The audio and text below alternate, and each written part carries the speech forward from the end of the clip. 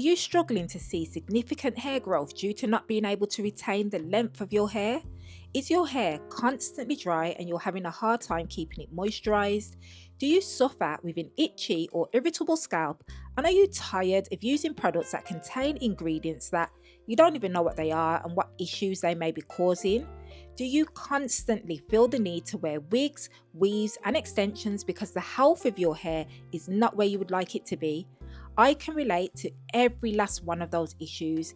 You see, I struggled to achieve healthy hair and scalp for years, and after countless setbacks, many trials and errors, and years of research, I finally found the solution, and that was to eliminate all synthetic toxic ingredients completely from out of my hair care regimen. Once I did this, my hair and scalp began to flourish. So I decided that I wanted to share all what I have learned with you in order for you to achieve the same. And that's when I decided to create a completely free informational 5-part YouTube video series based off of everything I have learned and experienced. Within this series, you will learn how to build your very own holistic hair care regimen tailored uniquely to your own hair and scalp needs. You will learn how to know what works best for your hair and scalp, how to effectively track and monitor your progress, and you will learn the benefits of every single ingredient that is going to help you to achieve results. We're going to take things step by step so that by week 5, not only will you have a structured plan in place and the recipes to the products that are going to enable you to reach your healthy hair goals, but more importantly, you will have the knowledge that you are able to pass on to your children, your friends and family for generations to come. Let's say goodbye to toxic hair care practices and welcome non-toxic, healthy, holistic hair and scalp health. I am proof that holistic hair care practices work. It's time to take your own hair health into your own hands because natural hair deserves natural care. Let's get into the video. Welcome to Naturally Natural, because natural hair deserves natural care. No synthetic ingredients, no chemicals, and no confusion. Just clarity and transparency. Greetings, sis. My name is Selena, and in today's episode, we are going to be talking about hydration. This has to be my favorite episode, not gonna lie, because I'm big on hydration, because I know for a fact that it's the most important part, or one of the most important parts of building your hair care regimen. I have so many different recipes and they do all have their very own unique benefits for strength, for moisture, reduction in shed hair. But in this video, I'm just going to be sharing 3 of my favorites. So let's get into the tutorial. So the very first and very simple recipe is going to be my homemade organic rose water. This product is really great for calming and soothing a dry, itchy or irritable scalp. It's also naturally hydrating, gives your hair a light moisture boost and can be used daily. I love to use this product if my hair needs some midweek hydration or as part of the lock method. It acts as my leave-in, so basically I use this in replacement of store-bought formulated leave-in conditioners, and I've been doing so for nearly 2 years now. Another thing I love about rose water is that it helps with pH balance. Our scalp has a natural pH between 4.5 and 5.5, which is slightly acidic, and that's a good thing. It helps keep our scalp healthy, keeps moisture in, and even helps protect the scalp from irritation and dandruff. But here's the thing, a lot of hair products, especially the synthetic ones, can be too alkaline, and when you use them, they can throw off that balance, leaving your scalp dry, itchy, or inflamed. Remember, when we use these synthetic leave-in conditioners on our hair, they will inevitably transfer to our scalp, which can cause irritation. That's why I love using ingredients like rose water, because it's gentle, slightly acidic, and super soothing for the scalp. It basically works with your hair's natural pH and not against it.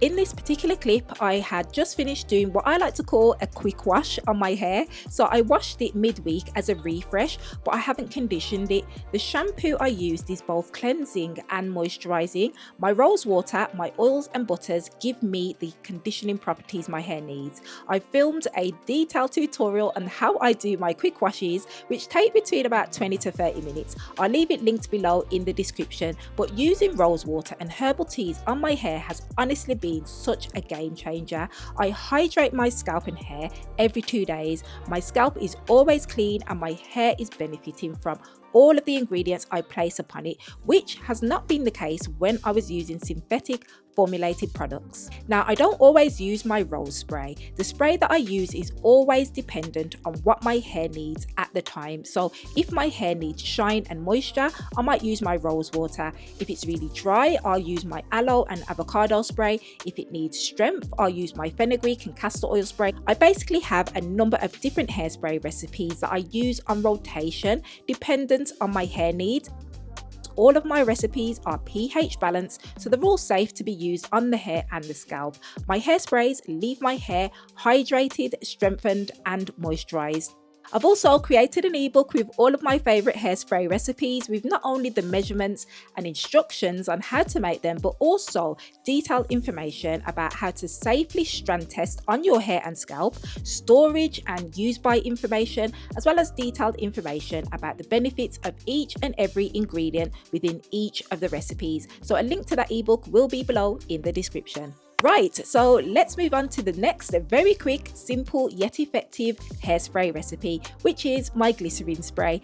This is another of my favorites, not only because it's quick to make and really inexpensive, but it leaves my hair so moisturized. Glycerin is a humectant, which just means it draws moisture from the air to your hair. When the weather is just right, not too dry, not too humid, it can leave your coils super soft, juicy and defined.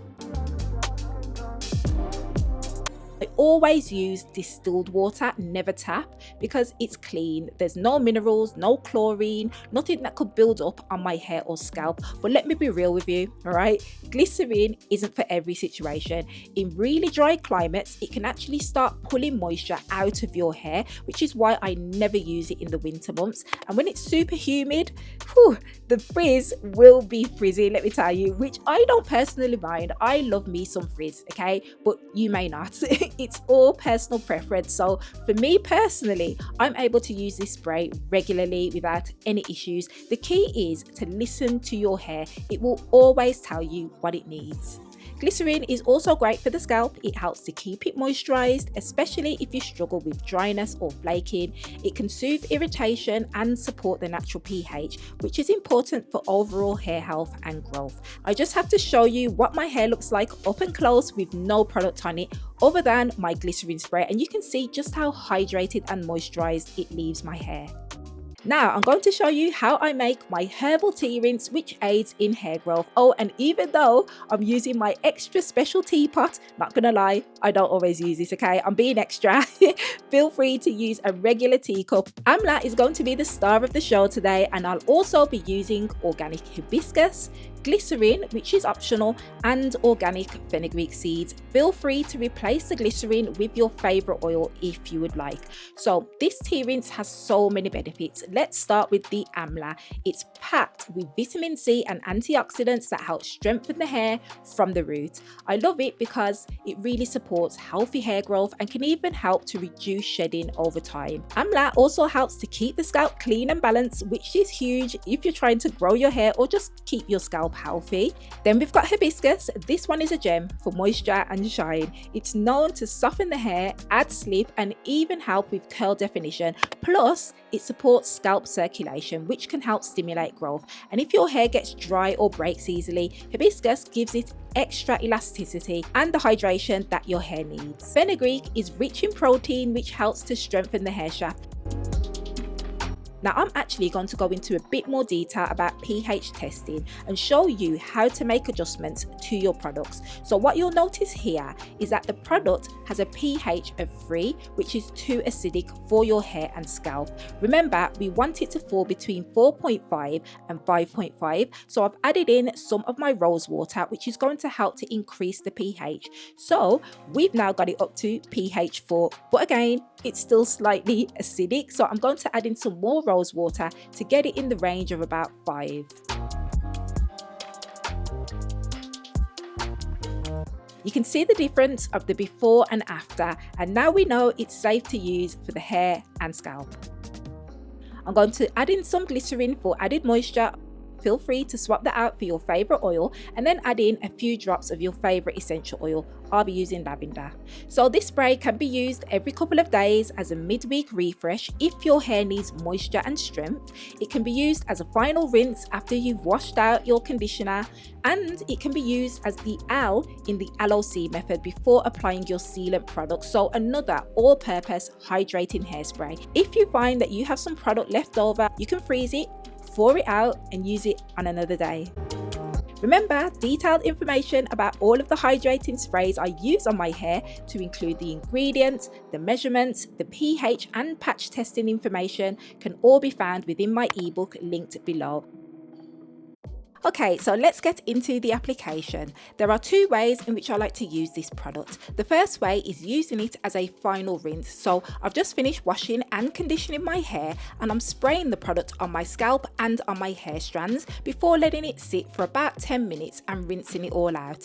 The second way I like to use it is as the L in the lock method, where it would act as my leave-in before sealing it in with my oils and butter. This herbal rinse provides a nice balance of both strength and moisture, so I tend to use it when my hair needs a bit of both, and sometimes when I'm using this as a final rinse I'll add in a tablespoon of apple cider vinegar because ACV has mild antimicrobial and antifungal properties which can help keep the scalp balanced and reduce itching, flaking or irritation.